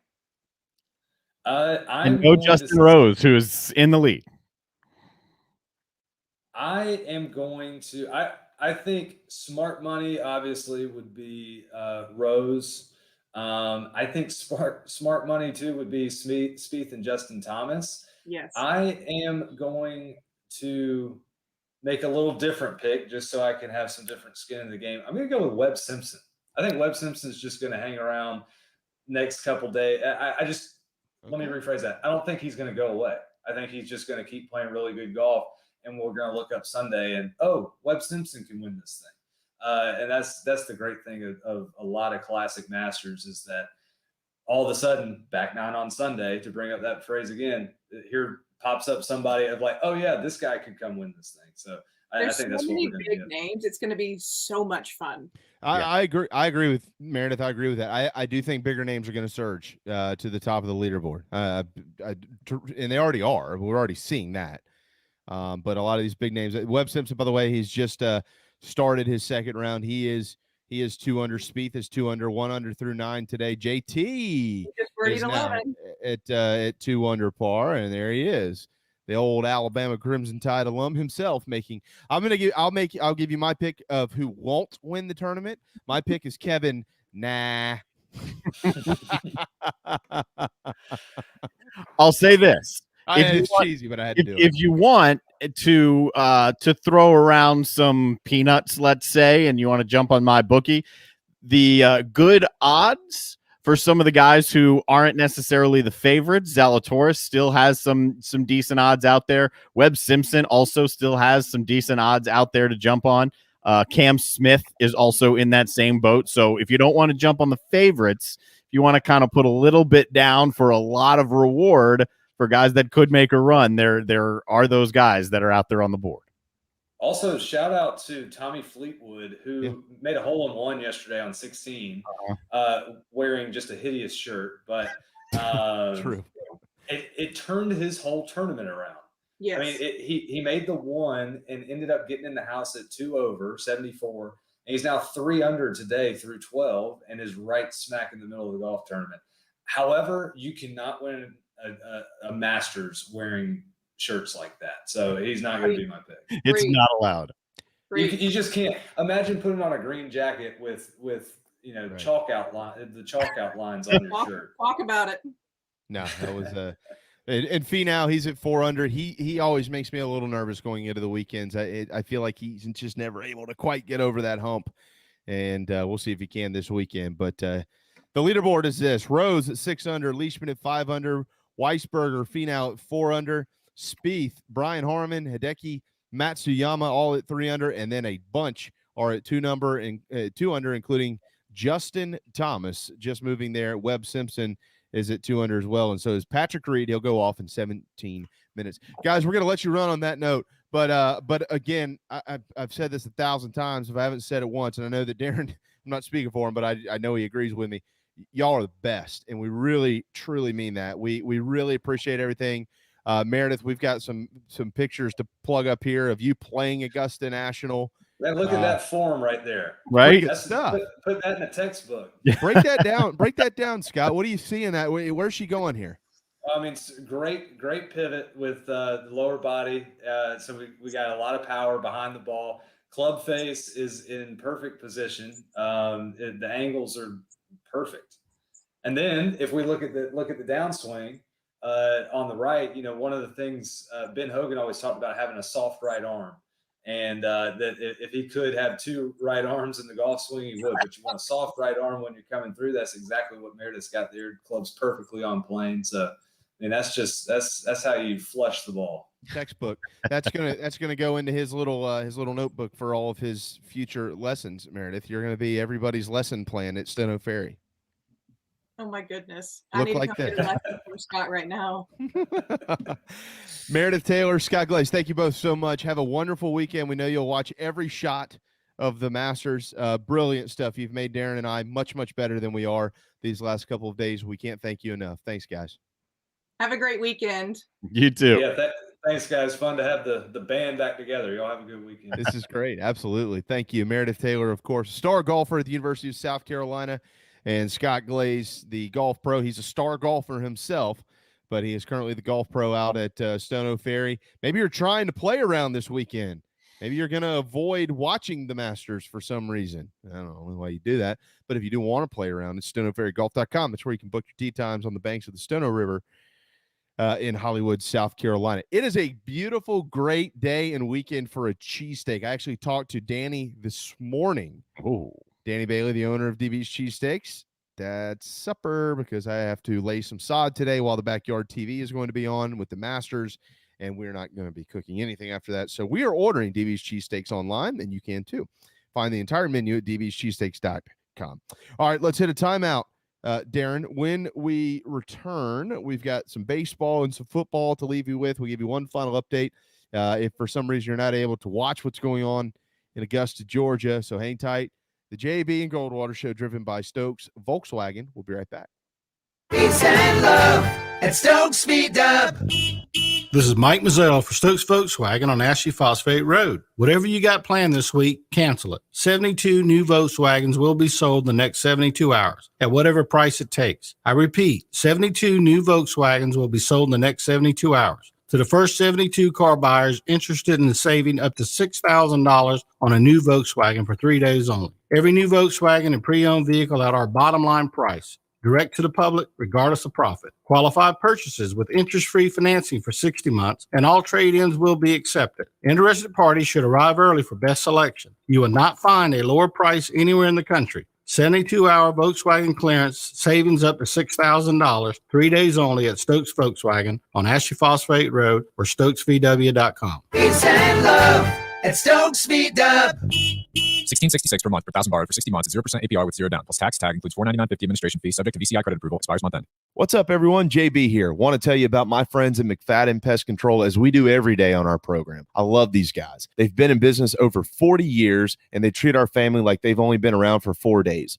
Always doing their best work, trying to earn our business, although they know that they'll always have it. Heath and the guys take care of our quarterly, our mosquitoes, termite bonds, anything we can get them to do, they do it. They're the best. They're friends. Heath even often texts me and just asks to see how my family's doing. It's amazing. I can't say enough about McFadden Pest Control. Switch to them. You'll never have anyone else protect your home. McFaddenPestControl.com, McFaddenPestControl.com here in the Low Country. Spring is officially here, and there's no better place to bring it in than the Dog and Duck. 3 locations in Mount Pleasant, Park West, Bell Hall, and Clements Ferry Road, all of them with gorgeous outdoor seating to take advantage of their daily food and drink specials. Through the end of April, $5 Sweetwater pints. Food specials like Taco Tuesday and the Game Day Burger every Wednesday. It's all available at Dog and Duck. There are 3 locations in Mount Pleasant, Bell Hall, Park West, and on Clements Ferry Road. What's up, everybody? This is South Carolina singer-songwriter Patrick Davis, and I might live in Nashville, Tennessee now, but guess what?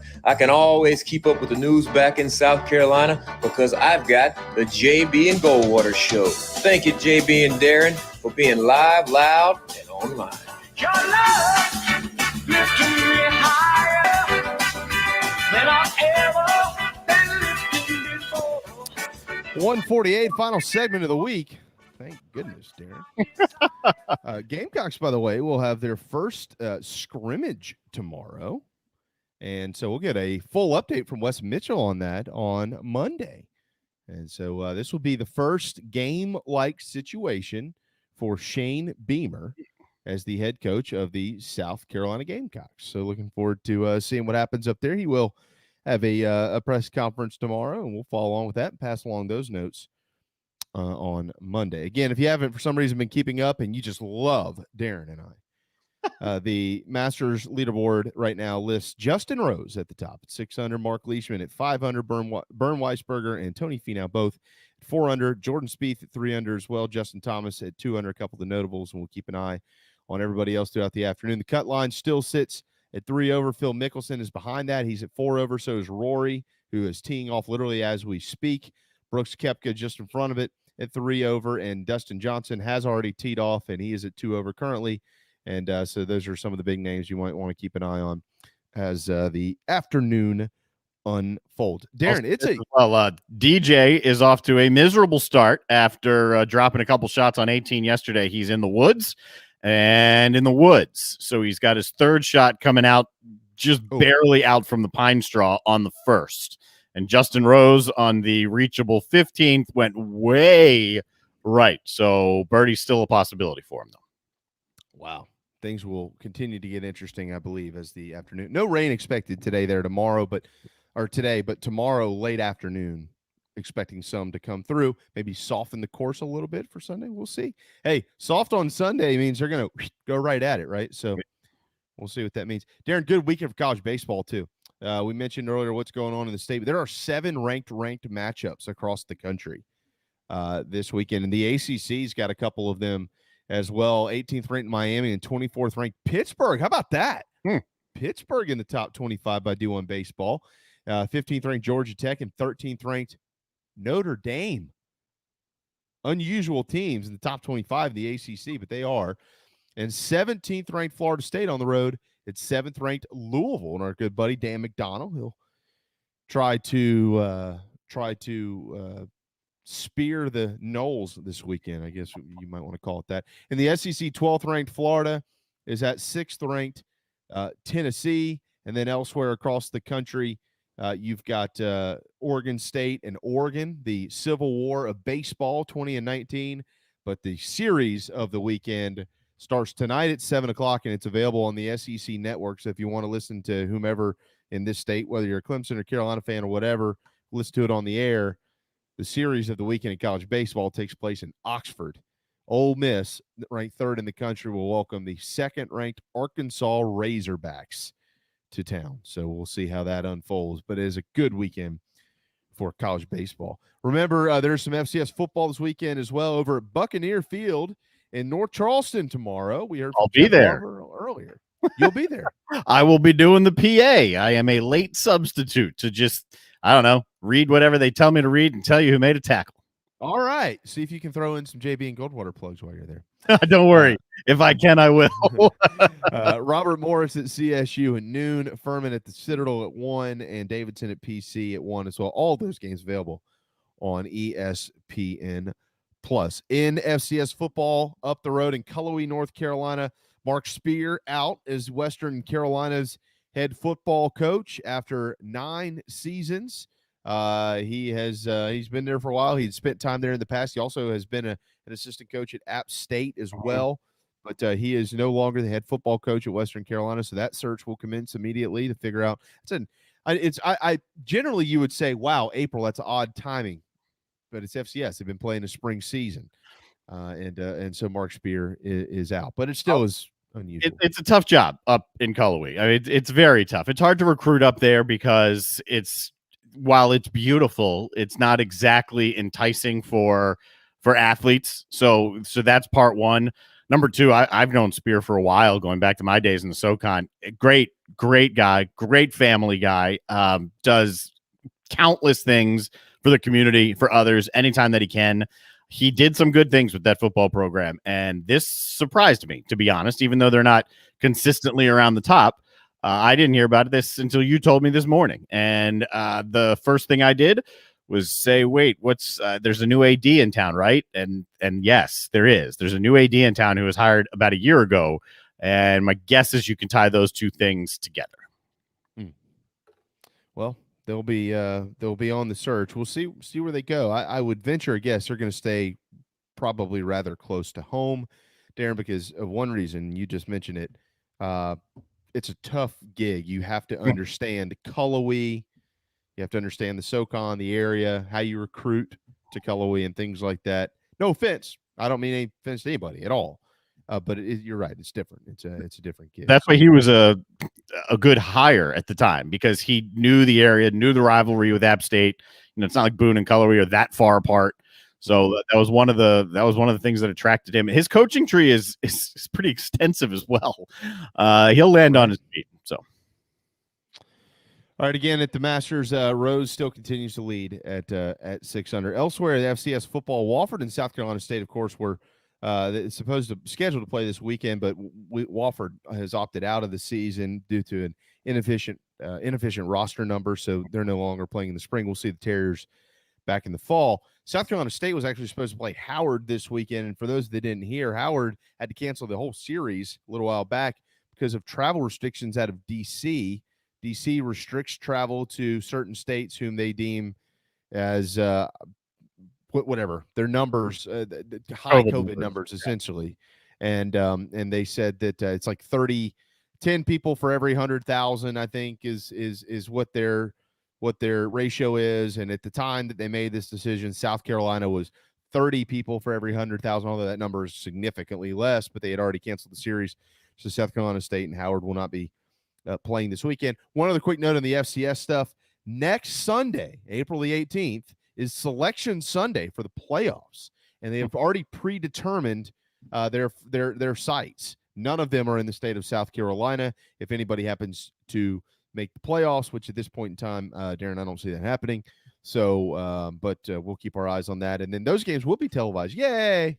It only took to the playoffs for them to get that figured out. In baseball this weekend, we also mentioned earlier that the Braves will start their 3-game homestand against the Philadelphia Phillies tonight. Some other ones to keep an eye on. The Nationals are across the country in L.A. 4:10 first pitch. I know that you'll have 2 TVs going today, so you can watch the Masters and the Nationals and the Dodgers. 1 and 2 Nats. Dodgers, of course, are 5 and 2, and Ferris Bueller's brother Walker will get the start tonight against old Joe Ross. Yeah. Get out there and get it done there, old Joe Ross. Ross opted out last year, and he's also the guy. He's been kind of a staple in the Nats rotation as one of the emergency starter guys. He's the one who started in place of Scherzer in Game 5 of the World Series 2 years ago. Oh, all right. Nice little nugget there. Yankees and Rays at 3:10 today. Keep an eye on that one. And Gamecock fans tonight at 9:40, the Reds and the Diamondbacks will play. Why do you say Gamecock fans? Because Taylor Widener gets his second big league start. He is 1-0 with a goose egg of an ERA. So he'll go up against the Reds, who are 5-1 this year. Did you see, speaking of Widener, his teammate is Christian Walker? Yes. Did you see the black eye that he had last week? He got popped in the eye. It was an errant throw from across the infield. I want to say short, could have been third. Errant throw, I mean, black eye. But he was back in the lineup the following day. I want to say it was Widener's last start when I noticed this, actually, because I was flipping around and jumped to it, and they zeroed in on that eye, and it didn't look pretty, but he was back in. Hey, tough kid. He'll be all right. Rub some dirt on a kid. Get back out there. This is 2021, Only need one eye to hit. Just big league pitchers. Especially if you're Christian Walker. Yeah, no question. The news of the day in the state of South Carolina, the extension of Frank Martin. If you missed John Whittle earlier, you can always go back and listen to our program. But the $6.5 million buyout does not disappear, but there's a 2-year extension. There will be no buyout after the initial 2 years on the contract. All those details available at thebigspur.com. We'll have much more on that next week as he tries to rebuild the future of the program. They've already taken in 2 transfers, maybe looking to take a 3rd and 4th, and we'll certainly keep our eyes on that. But Frank Martin is extended at South Carolina. That will become official more than likely this afternoon by the South Carolina Board of Trustees.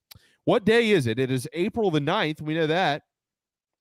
It is also on the handy-dandy National Day calendar, National Winston Churchill Day. Oh, I went to Winston Churchill High School. Oh, well, celebrate in style. I will. It's National Unicorn Day. Oh, okay. It's National Name Yourself Day, whatever you want to name yourself. Winston Churchill. Most importantly, it is National Former Prisoner of War Recognition Day. Oh, nice. To our American heroes, we obviously always salute you. That's it. We're out of here. Eric Church is going to take us home. Masters will play all weekend. Baseball, FCS football, college, and MLB baseball. We'll have you totally covered. Gamecock scrimmage tomorrow. We'll have an update on that with Wes Mitchell on Monday. Thanks to Scott Taylor and Meredith, Scott Glaze and Meredith Taylor for making our engine run the last 2 days. They were brilliant in their coverage. It was fun. It was a lot of fun. Of the Masters. Thanks to John Whittle for joining us today. And as always, thanks to you, Darren Goldwater. Thank you, man. Hard-working man he is. All of you have a wonderful weekend. The JB and Goldwater Show, driven by Stokes Volkswagen, returns Monday at noon. We'll see you then. Stood up drinking my hand.